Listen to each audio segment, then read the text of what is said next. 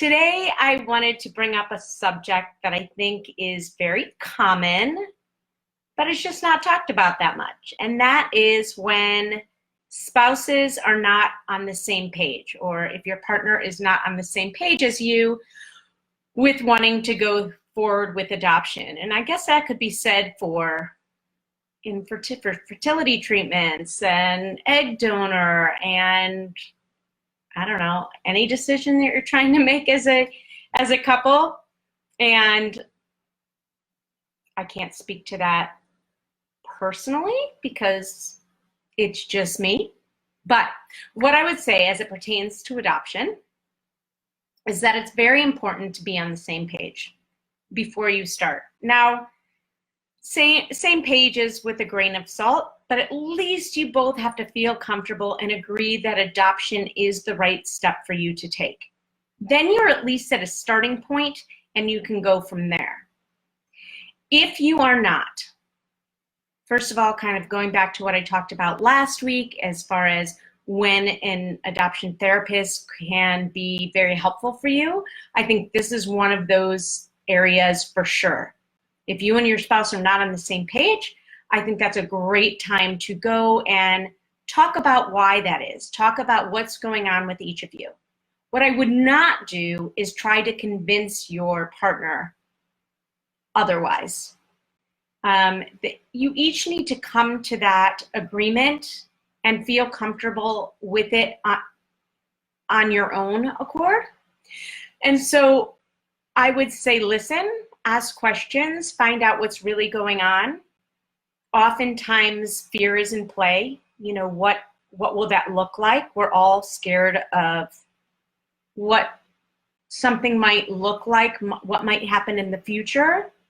And we create stories in our heads. So that could be playing into it.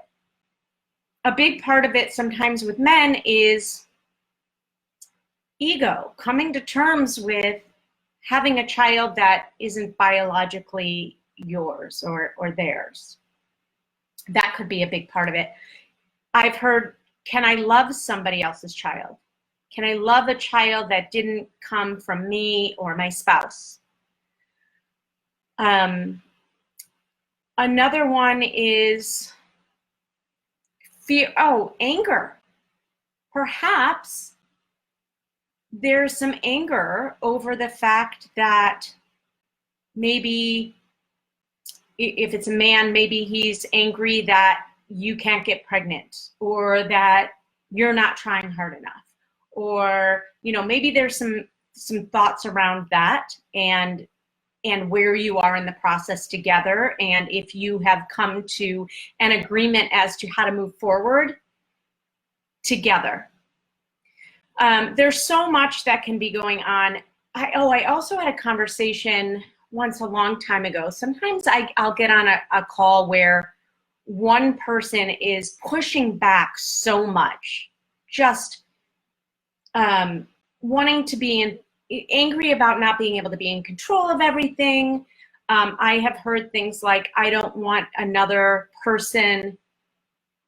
woman coming into our lives and trying to parent our child. Like, these are things I've heard. And what that tells me is that you haven't done the work that you need to do in order to be comfortable with adoption. Because that's all, not having total control and what somebody else does with her body and, the whole idea of open adoption and semi-open adoption and closed adoption.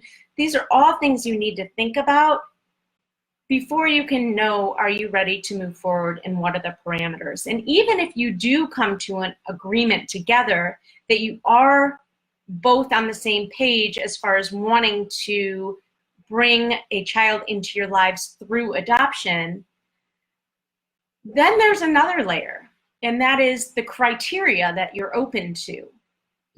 What races are you open to? What exposures are you open to? Are you okay with an open adoption or a semi-open adoption? And really exploring the fears around that. What to call the birth mother of your child. So there's so many layers to think about, but the bottom line is, before you begin, you both need to be on the same page. And it's not enough to say, fine, I'm okay with it. You go ahead and lead the charge. I'll do whatever you want to do. That's not being on the same page. Adoption takes a lot of work. So you both need to agree as to being on this journey and on this path together throughout the process.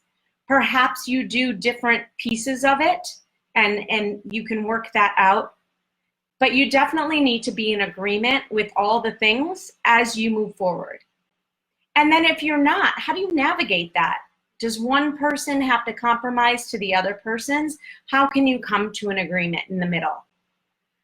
How can you say, well, I'm open to all these things and my spouse is not, and so I fear that it's going to take us years.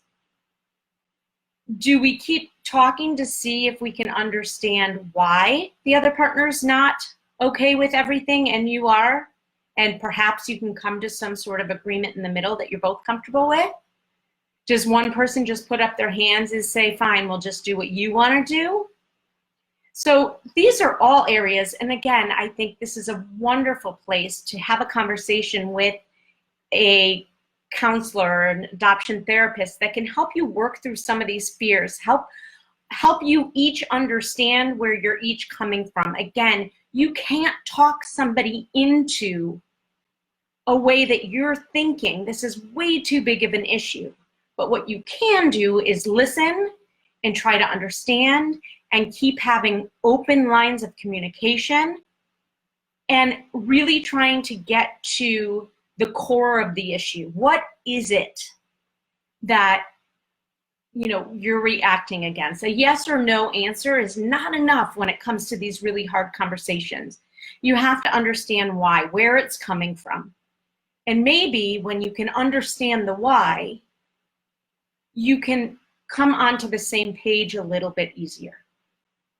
So that's my thought about today. If anybody has any thoughts or questions around partnership and being on the same page when it comes to adoption, I'd love to hear your thoughts.